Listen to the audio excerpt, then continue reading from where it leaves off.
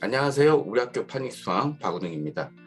오늘은 여러분들과 파닉스와 블렌딩에 대해서 한번 이야기해 보려고 하는데요. 파닉스라고 하는 것은 알파벳이 가지고 있는 소리와 발음을 바로 찾는 것입니다.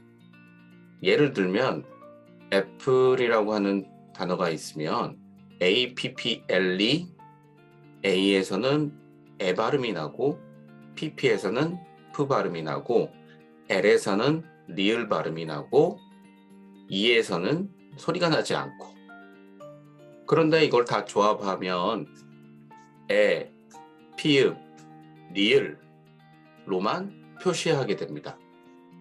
그렇게 되면 읽기가 어떻겠어요? 조금 어려워지잖아요. 그러면 블렌딩이라고 하는 것이 필요하게 되는데요. 바로 이제 블렌딩이 파닉스를 통해서 찾은 발음을 조합해주는 역할을 하게 됩니다. 그래서 블렌딩이라고 하는 것은 파닉스 발음을 단어로서 읽기 편하게 조합하는 그 과정을 말한다, 이렇게 생각하면 될 것 같은데요. 제가 오늘 여러분에게 이야기할 것은 바로 이 블렌딩을 어떻게 하면 더 잘할까, 블렌딩 하는 방법을 좀 소개해 드리려고 합니다. 그렇게 하기 위해서 블렌딩의 전 단계를 간단하게 소개를 할 거고요. 그리고 나서 블렌딩이 어떻게 하면 잘 되는지 그 기초들을 여러 가지 예를 들어가면서 설명해 보려고 합니다. 그럼 지금부터 시작해 보도록 하겠습니다. 먼저 블렌딩 전 활동에 대해서 소개해 드리겠습니다.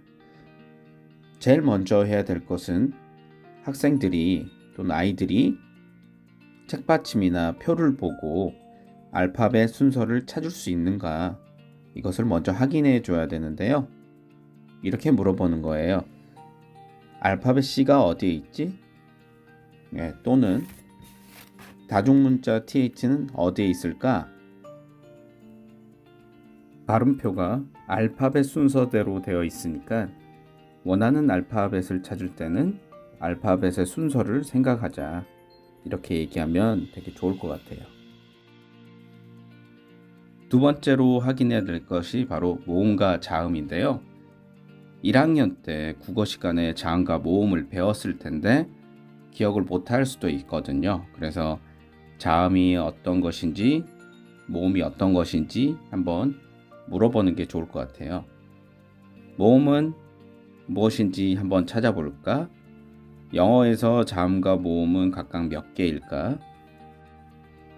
우리나라의 기본 모음은 아, 야, 어, 여, 오, 요, 우, 유, 으, 이 10개인데 영어에서는 A, E, I, O, U 5개밖에 되지 않아. 심지어 우리 한글에서 이중모음까지 하면 21가지나 돼서 다양한 소리를 낼 수가 있어. 그런데 영어는 A, E, I, O, U 5개밖에 되지 않잖아. 그러니까 모음이 영어에서는 많은 소리를 내야 돼. 그래서 영어 단어가 읽기 어려운 것 같지?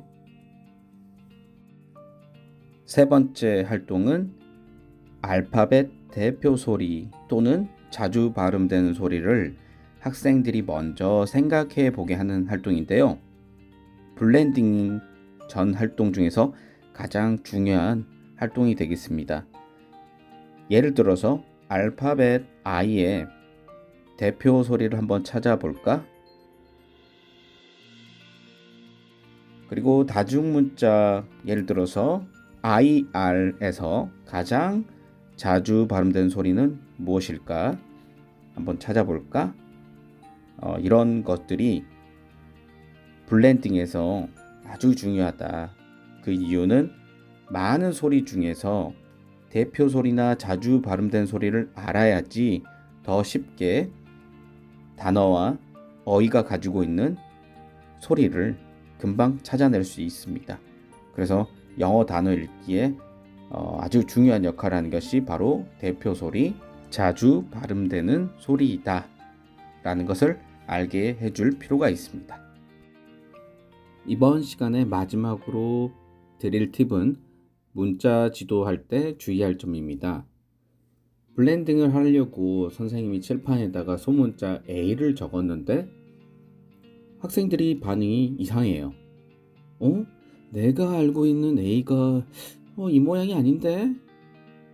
그렇죠. 이런 소문자 폰트나 글꼴이 다른 것들이 몇 가지가 있는데요. 대표적인 것이 소문자 A, 그리고 소문자 G, 그리고 소문자 T입니다. 이런 A, G, T는 두 가지 폰트를 대표적으로 쓰기 때문에 두 가지 다 알 필요가 있어요. 더불어서 대문자 I를 봐도 대문자 I도 글꼴이 두 가지가 있습니다. 그런데 특히 대문자 I 같은 경우는 소문자 L과 정말 비슷하게 생겼습니다. 그래서 블렌딩을 하기 전에 기본적으로 학생들이 폰트에 대한 구분이 가는가, 다른 글꼴에 대한 이해가 되는지 확인해야 지도를 할 때 좀 더 수월하다, 이 말씀을 드려봅니다. 다음 영상에서는 오늘 하지 못했던 블렌딩의 기초를 연습할 수 있는 시간을 가질 텐데요. 오늘 영상을 이렇게 봐주셔서 너무 감사드리고요. 다음 시간에는 어떻게 하면 블렌딩을 잘할지 같이 한번 탐구해 보도록 하겠습니다.